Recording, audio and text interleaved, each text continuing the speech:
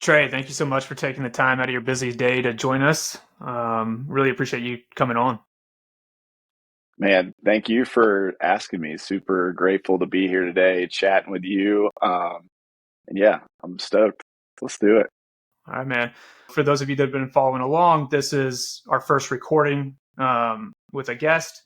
I don't know where it's going to fall in terms of where it gets released, but it's our first recording with a guest. And I was trying to think about, how do I want this to start? And so I was thinking about Trey and what I associate with Trey. And one of the words that popped into my head is purposeful. He has always been a person that I've looked up to and respected, and has always seemed to have his priorities in order. And so then I looked at his intake form and was reading over the way that he chose to be introduced. And so I'm going to reread, what he said. And it's that he is a husband, a father, and an owner of H-Dub Athletics, in that order. So Trey, what made you choose to be introduced that way? Well, first, I just want to say thank you for those kind words. I'm a really good actor. So, no, to me, those are my priorities. So, that is why I chose that order. And I feel like if you let, the order of those go any other way, there can be uh, some friction that could happen. If I had H Dub as number one and then, family as two and three, well, that'd probably be causing some problems at home, right? And even with, let's say, I had father number one, husband number two, well, that could cause a problem there. And then in turn, that's going to affect the other two. So to me, when you make that uh, commitment to your partner, like they're going to be number one, and then everything else is going to fall below that. Yeah, absolutely. My fiance and I talk about it all the time. One of the best things you can do for your children is to set an example of what a great relationship looks like. So I think if you're, putting that number one, that's important. I'm passionate about many different things. One of them being personal finances. I've seen it done really well. I've seen it done really wrong. And one of the things I've tried to do over the years is look at um, what are the similarities between the people that have done it really well. There's many different strategies that you could deploy, but one of the things that I see that most people that do it really well have in common is that they have those priorities in order. And I think when different areas of success or different areas of life that you are successful in, there's a lot of analogies across the rest of your life, right? So if you're successful in your personal finances, then you're probably successful in other areas as well. So maybe talk about the alignment of goals and action and what that looks like in your life. Yeah. And, especially when it pertains to like those three things right there, we definitely have to, like, when it comes to my relationship with my wife, it's work. Like, you have to be working on it. Just like anything else in your life, if you set a goal and you don't work on it, well, you're not going to achieve that goal. It's the same thing with a relationship. It's the same thing as being a father. Like, that's work as well. But it's a fun challenge, and I'm blessed to be able to have those challenges. And those two areas of my life correlate so well to business, and they help actually fuel me when it comes to you know facing challenges in business, right? Because I know if I can figure out a strategy for whatever I'm dealing with and conquer that thing, it's going to help me out with those other areas. So yeah. And then I know I kind of danced around that question. So if you can repeat that one more time so I can make sure I'm answering it correctly for you there. Yeah, no, I mean, I think you hit it pretty well. It's just, what does it look like in terms of an alignment of goals and actions and how that relates to, different priorities in your life, such as family, business, Right. those sorts of things. So I think that's a perfect Okay. segue into, this term that we hear a lot, work-life balance, right? It's been a term that's been thrown around a lot since I've entered into the workforce. So over the last, call it, decade and a half, um, so having priorities in order, knowing what work-life balance looks like is incredibly important.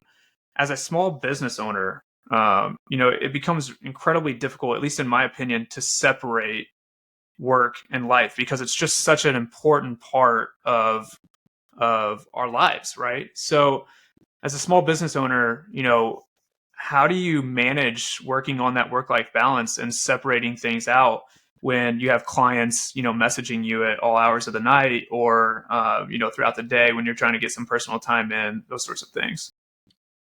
Yeah, I love this question. So I was actually having a conversation this morning with one of our team members. Shout out to Ruben.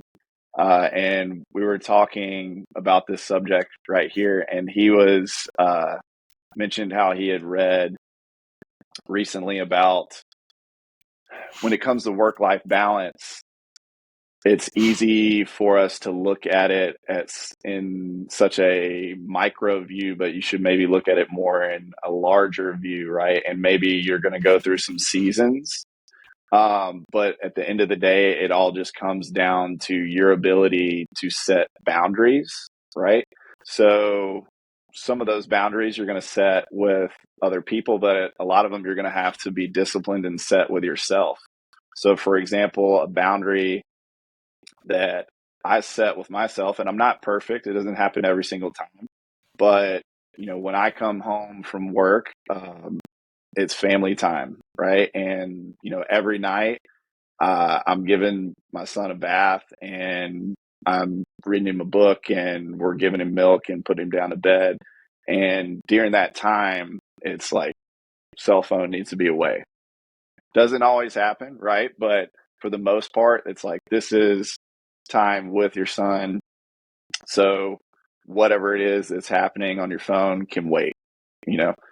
And I think that is, a good example of just setting a boundary and sticking to that to help create that work-life balance. Because I could easily, while he's in the tub playing, sit there and hammer out emails or work on an Instagram post or whatever it may be. But that's taking time away from me and him. And at the end of the day, it's like, is that worth it? Yeah, that makes sense. I mean, one of the things that works for me, and I don't know if this is something that do as well, but having some sort of schedule that I can rely on has been Mhm. incredibly important for me, and having discipline in that schedule. Is that something that you would recommend to people in terms of working on that work-life balance and having discipline, or is there other things that you think are more important? No, 1,000%. I think schedules, calendars are crucial. Uh, and I'm speaking on someone that did not used to operate off a calendar, right? So when we first opened our business, it was just my wife and I for a while, and it was just like, hey, all right, I got this class, you got that class, or I got this training session with this client, you got that one. And yeah, we just rolled with it. But as you get busier, as your business grows, as your family grows, you have to have that calendar and that schedule, or else you're going to miss things. I've definitely have had experiences where, you know, someone shows up and they're like, yo, we got that 1 o'clock. And I'm like, you're right, we do. Let's do this. Okay. So I'm going to skip lunch right now and we're going to do this thing. So to avoid those mistakes, calendars are crucial. Yeah, I agree. And on the topic of skipping lunch, one of the things that I've seen come across my feed a lot lately is how important self care is as a business strategy. As a as a health and wellness, as a gym owner, right? Obviously, it's a large factor in your life, um, in terms of health and wellness, but it can also be a time suck in that you're giving to other people, right? And I don't mean that in a negative way. It's just that maybe, as you're focusing on health and wellness, it goes more towards giving versus taking for yourself. So how do you take the time to focus on health and wellness, and how important is that for you in terms of, having a successful business? Yeah, I mean, it's definitely a top priority for a few reasons. One, if I didn't find time to take care of myself, I would be very hypocritical, right? Because that is what we're out here preaching to everybody daily. So if I'm not doing it, then that's going to look pretty bad. Um, but it is ironic, owning a gym, there's still plenty of days where I look up and I'm like, I've had no time to like work out today.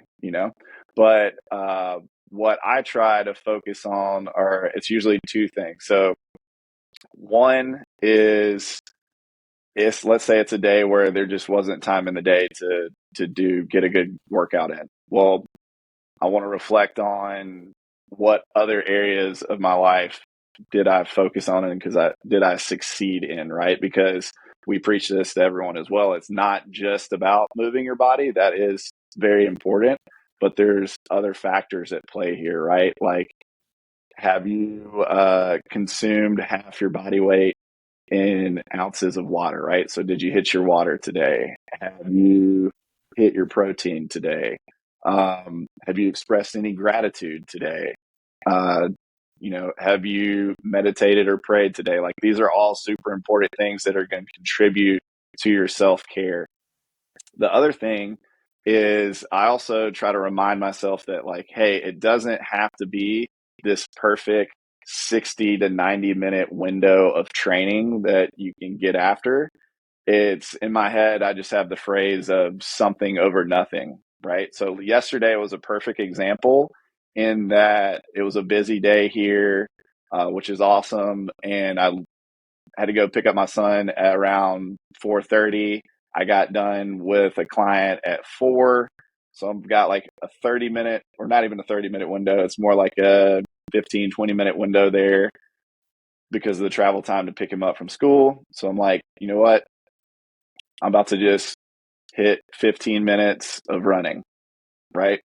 Maybe that's not what I wanted to do. I wanted to have more time to do something more intense, but I got something in, right? And that could be, if you look up and you're like, man, I've only got 5 or 10 minutes. I haven't done anything. Just bang out some push-ups, bang out some body weight squats, like move your body. You did something. And to me, doing something is better than nothing. Yeah, absolutely. One of the terms that I keep hearing, in my life and in my head over and over is trajectory over position. I don't know if you followed Mm-hmm. Modern Wisdom podcast with Chris Williamson, but he says that a lot, and it is always in my head, and I think that relates back to something over nothing. It's trajectory over, keep moving versus where you're at, and I think that Right. goes together pretty well there. But what advice would you give to small business owners, or those that are aspiring to be small business owners, in terms of personal health, while trying to focus on something that can be such a large goal in their life, right? Like it can seem so unattainable to go out on your own and run a successful small business. And then on top of that, you're supposed to maintain a healthy lifestyle as well. And it can just seem so overwhelming at times. So what advice would you give to people in that position? Yeah.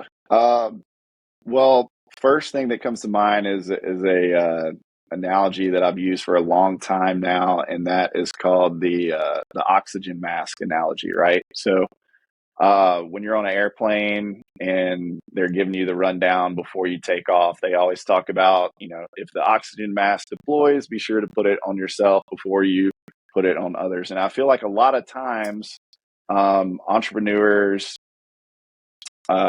they're go-getters, they're super motivated. If they, have a family, they're like pursuing their dreams, but also like in the back of their mind, they know they're going to like work their tail off to help their family as well. But the thing that relates to the oxygen mask is if you're not taking care of yourself, if you're not working on some self-care, then you're not giving the best version of yourself, and you also can't help other people, right? So if you want to be able to help others, you got to take care of yourself. If you want to be able to crush it in starting this small business or taking your small business to the next level, then you need to be showing up as the best version of yourself, right? Think about how productive you are if you've gotten a good night's sleep, you've moved your body, you've gotten rid of brain fog versus you're running on like caffeine, 3 hours of sleep, just eating once a day, and it's probably crap. Like, you're not going to be operating very well. You're putting, low grade gasoline into the Ferrari. Yeah. Right. Yeah. Yeah, I mean, that's something you and I used to talk about. For those of you that may not be familiar with my career path, I was in public accounting, CPA, uh, tax world. And so during tax season, I would be, working 100-hour weeks and still showing up to the gym at 5:30 and, trying to get a workout in. And I would just be exhausted. And so I had a lot of conversations with Trey back in the day about, taking care of myself in other ways than just movement. And that's something that you just hit on just a minute ago. And I think it's important. I think, the gym of the future, the gym that is successful going forward is not just the gym that promotes, coming in and doing movement, right? It's a sense of community. It's a sense of mental health, a sense of nutrition. So talk about maybe how you've grown your thought process on that and incorporated it into HW athletics. Yeah. It's definitely, if you walk into HW today, it is not the same HW from 2016. Back in the day, it was more just this like, all right, we're going to grind hard every day mentality. And we figured out real quick, like that's going to lead folks to burnout, you know? So now we try to look at it more as from like a holistic approach, right? So when you walk in our doors for the first time, where you're starting with is a consultation with me or one of our team members. And in that consultation, we're going to ask you some questions, and we're going to talk about things like hydration. We're going to talk about sleep. We're going to talk about nutrition. And then we also bring up the subject of stress, which like sometimes people kind of like are like, well, I'm not coming to therapy. Like, why are we talking about stress? I just want to hit a workout, you know? But, we've learned that people live some stressful lives. So if we can provide some tools to help them manage that stress, they're going to see way more success both in the gym and outside the gym. Yeah, I was listening to a podcast with Ben Moore, who's a friend of ours, and hopefully a future guest on this podcast. He was on a podcast with a colleague of mine, Brian Adams, and he was talking about one of the leading factors. I think he said one of the leading factors in lower back pain can be related back to stress, right? And so if we're thinking about moving our body and being healthy and whatnot, how we manage that stress matters. So I think that's important. I also have to pause for 1 second. You gave the oxygen mask analogy. I don't know if you remember this at all, but we were talking about narcissism one time at the gym a couple of years ago, and you were talking about how thinking that when you're on a plane and thinking about it going down with you on it is kind of a form of narcissism. Every single time I get on a plane today, I think about that conversation. So when you said oxygen mask analogy, it just immediately popped into my head. Every single time I'm like, okay, I've kind of got a fear of flying for some reason. I don't know where it comes from. And I'm like, wait a second, Trey, talk to me about that. We had this conversation years ago. So, That Yeah. just pops into my head a lot. Shout out to author, I think it's Mark Manson, Manson. maybe, I Yeah, think his Mark name. Manson. Yeah. Yeah. Yeah. Cool. Um, so I guess we've kind of danced around leadership a little bit. So maybe let's dive in on that. Yeah. And let's start with, you kind of hit on, one of the reasons why, or one of the motivating factors why you continue to focus on health and wellness is because it would be hypocritical for you not to, right? And that's a driving factor of you trying to find time, and that you want to be a good leader, not just for your team members, but for your clients as well. So maybe dive into, some other,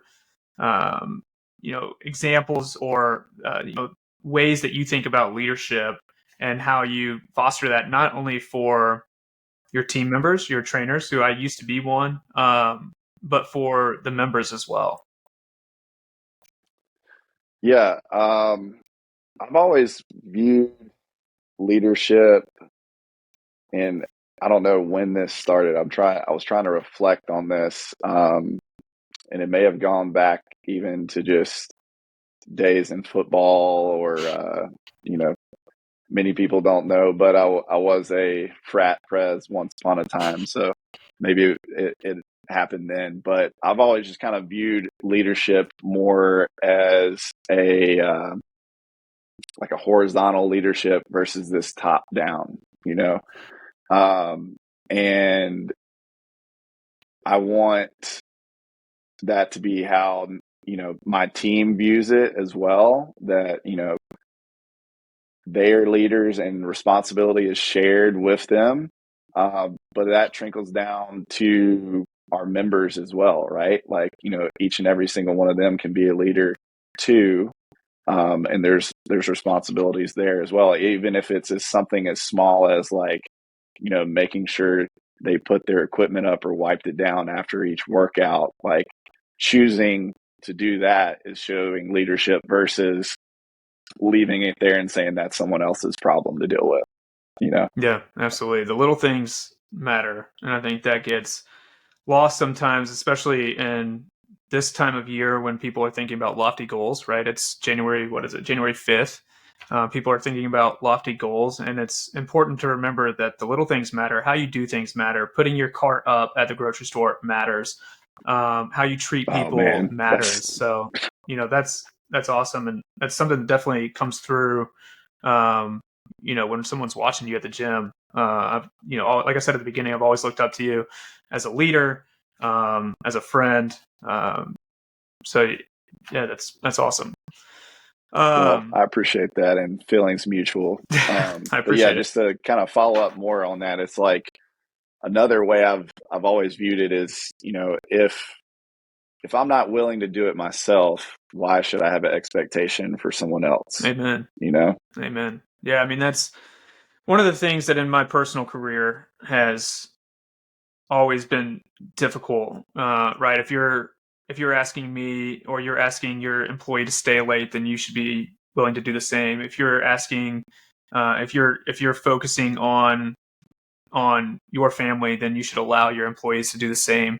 I think that gets overlooked a lot in terms of relating back to the work-life balance, and that, whatever you're asking of your employees or of your colleagues, you should be willing to put that focus in as well. In the CPA world, a lot of the people that I worked with, had difficult family lives, and it's because they didn't focus on it. And that's one of the reasons why I got out, is that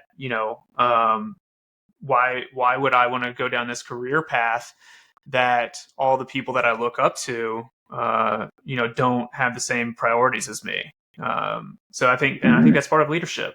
Yeah. So maybe let's talk about obstacles, and how that relates to leadership. The first thing that comes into my mind as it relates to you, and I know, you've had many obstacles over the years that you've overcome, and you guys continue to just keep pushing. But the biggest one, obviously, is COVID. I mean, you couldn't have planned for that as a health and wellness facility. People weren't allowed to go to the gym, which is just mind blowing to me. I could go on a whole rant about, playgrounds and, things being shut down that shouldn't have been. I think it was one of the biggest missed opportunities from a health and wellness PR standpoint in history, if not the biggest. But you guys overcame it, right? You were shut down for many months. Maybe talk about how you were able to not only overcome it, but be, you were able to kind of introduce different ways to your members to keep them engaged. Maybe talk about that as well. Yeah. So for us, when that happened and, coming to this building was where we were providing value for everyone, right? So when that was taken away,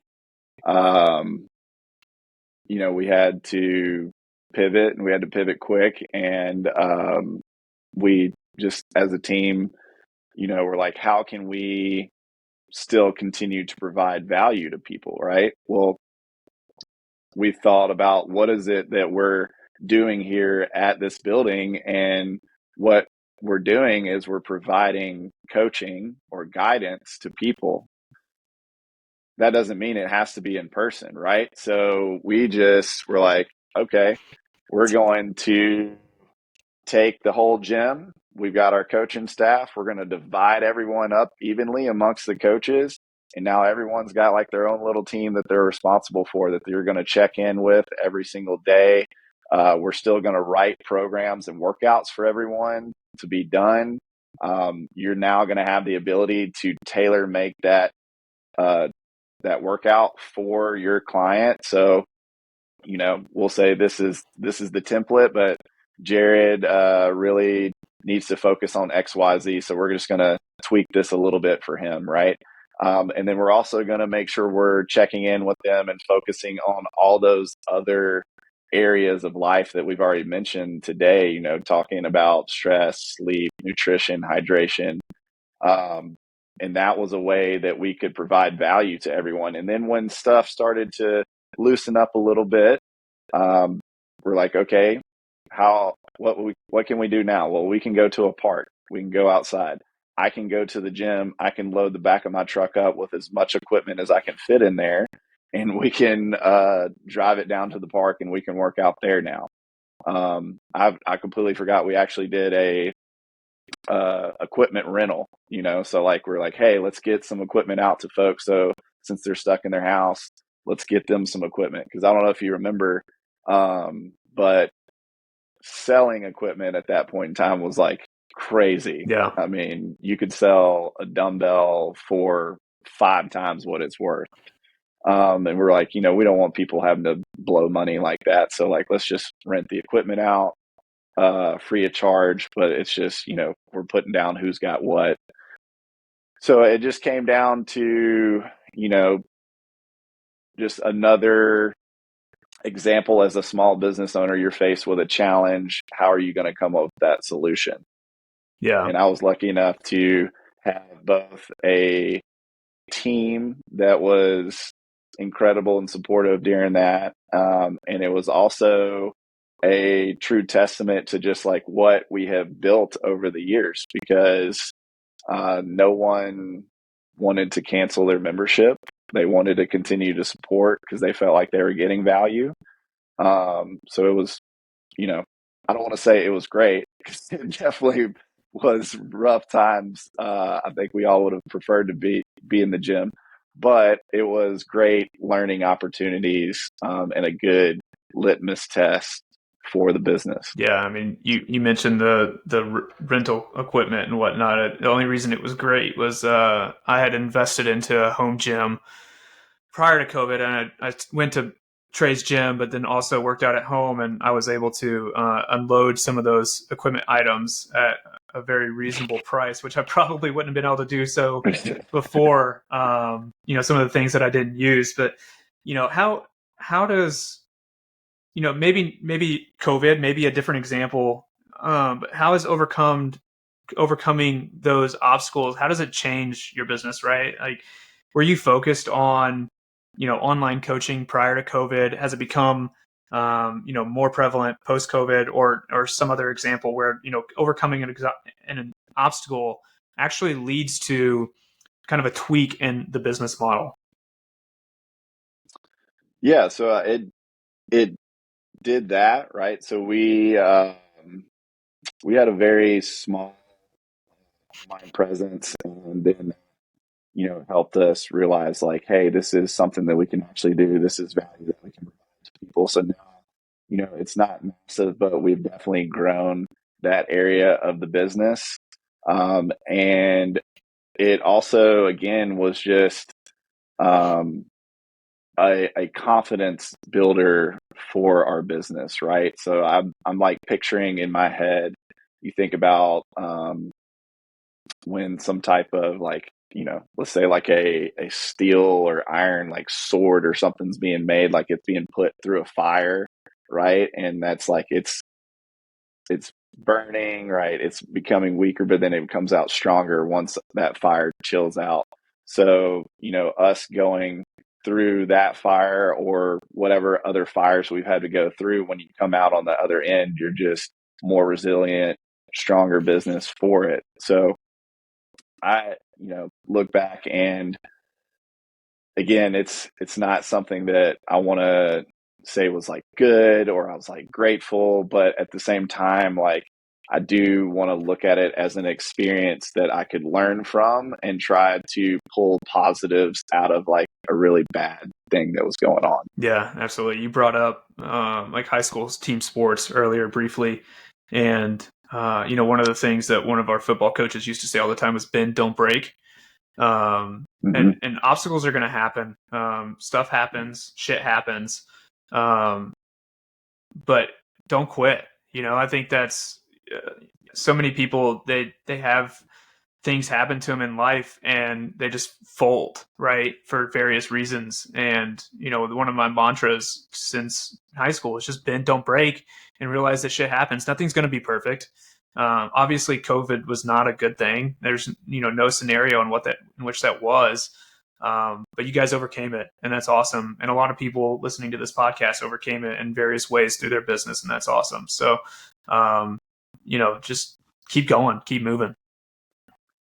Yeah, and I was having a really interesting conversation with someone about a week ago, and along the same lines, but we were talking more about just how you know your brain is so just advanced, and it constantly wants to get you out of this place of discomfort, right? But if you can lean into that discomfort every time it comes up, it's going to become a little bit easier, a little bit easier, a little bit easier. And eventually, that thing that is so discomforting to you is no longer going to be discomforting, right? So if you're someone, let's just say, for example, has this like fear of public speaking, you know, it's going to suck the first time you're up there in front of a bunch of people. But then the more you like lean into it, the more you practice it, the better you're going to get at it, the more comfortable you're going to feel. And I feel like that just relates so much to just every area of life, whether it's business, family, your health. Like right now, as you've stated before, it's January 5th. People are out there making goals left and right. And let me tell you, like that little voice in your head is going to be real right now. So learning how to tell that voice to keep quiet, and just keep coming back and keep leaning into that discomfort. Yeah, I mean, it's been something that's been on my mind a lot lately as I try to go down this path of creating a podcast and being consistent with it. I'm not an extrovert by nature. I'm a CPA, for goodness sakes, or by trade anyway. And maybe compared to my peers, I may be an extrovert, but in that world, but just not an extrovert by any means. So that, getting on camera, getting behind a microphone is incredibly uncomfortable. And so one of the ways that I'm trying to set myself up for success is putting processes in place and systems in place that are repeatable, and that I can continue, knocking down small goals so that it becomes easier over time. And I'm glad you brought up, getting uncomfortable, because that's something that we used to talk about from a physical standpoint, right? In the workouts that we were doing. And it's maybe not a path that I thought I was going to go down on this podcast, but I think it's important to get outside your comfort zone. Like that's where the greatness happens. That's where the good things happen. And that can be related to business as well. We we see so many instances where, and I think it's important to focus on a niche, right? It's important to know what your business is about, but then there's also instances where people get content and they stop getting outside of their comfort zone. So maybe talk about that and ways that you're able to grow as a business owner, and we'll kind of wrap it up here. In ways that you're able to grow as a business owner by getting out of your comfort zone and using the analogies that we used to talk about from a gym perspective, just in your life as a whole. Yeah. Yeah. So, well, first, one thing I want to mention real quick too, because we've already talked about, things like work-life balance and managing stress and whatnot. So for some folks out there listening to this, for them to lean into some discomfort is going to be them learning how to actually like chill out, Guilty. Versus just like go, go, go. I'm going to hit it hard. I'm going to grind, grind, grind. Like there's a time and place for that, but like for some of us, we need to learn how to do the opposite, and that's going to feel uncomfortable to you. Yeah, same. But yeah, for me personally, and this is something that I'm going to say is it's kind of been happening over it's been a very short period of time, but like the past 3 months or so, is leaning into the discomfort as a business owner and as a leader of being okay saying no to people, and not over promising things, and also learning how to be kind versus nice, right? With that, sometimes you have to deliver some feedback to people that maybe they don't want to hear, but it's going to benefit them, right? And in turn, if that's like, let's say that's an employee, then like that's going to benefit the business. But that's definitely an area for me that for a long time I've not been comfortable in, right? And I'm not going to act like I'm comfortable in it now either, but I just remind myself like, hey, lean into this discomfort because this is going to, in the long run, help the business, help that person, help you. Like, this is what needs to happen. Yeah, amen. Something that's been on my mind for the last 12 months is just getting comfortable with being still. Because as you know all too well, I don't sit still well. And I think it's incredibly important. It's been great, to find ways to do that for my creativity. And it's important for, how I lead and thinking through, situations that arise at work. So I think that's just as important as well. But Trey, we're going to stop it there, only for the sake of brevity. I could talk to you all day about each of these topics, and I'm sure we could go on about stories at the gym or whatever else. But thank you so much for your openness and just being the dude that you are. If you're in the Nashville area, either permanently or visiting, be sure to check out HW Athletics. Trey has certainly created an environment that attracts really great people and is always a great time. I don't get in there enough, I can tell you that. But before we sign off, Trey, tell everyone where they can find you or get in touch if they're interested in learning more or connecting. Yeah, Jared, thank you again for having me on, and we do miss seeing your face, so come by more.